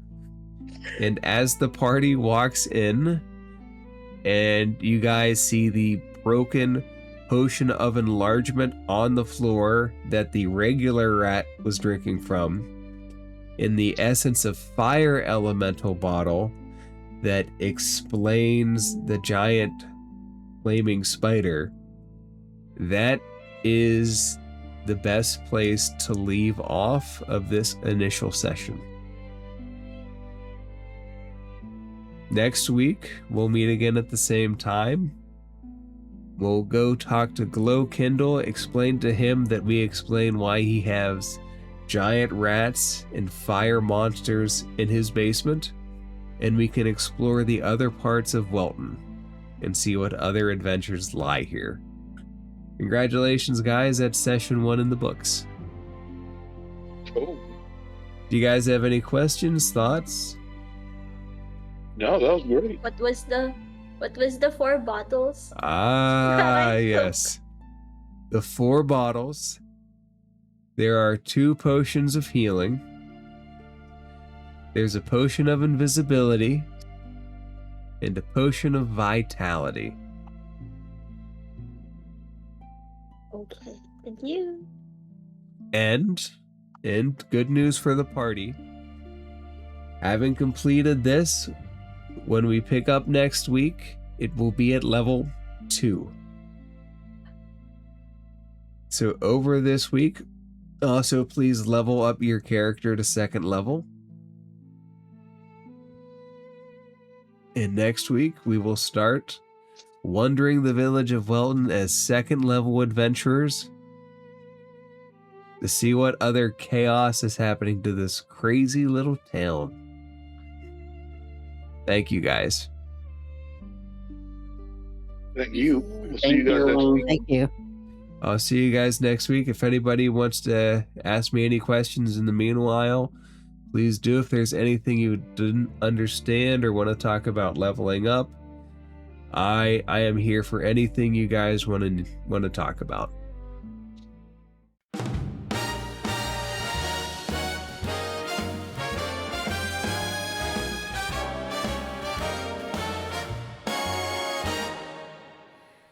Under the lamplight's golden glow, your hand in mine sets the world aglow. The band plays soft, a gentle sway. Our hearts find rhythm, night turns to day.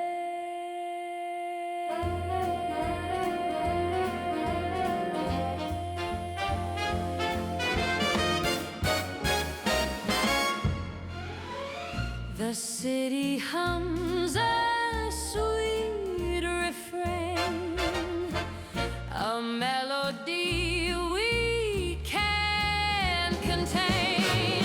Oh, darling, let's dance till time slips away, where the stars above make the heavens play. In your arms tonight, I'm bound to stay forever and always. Let's love and sway.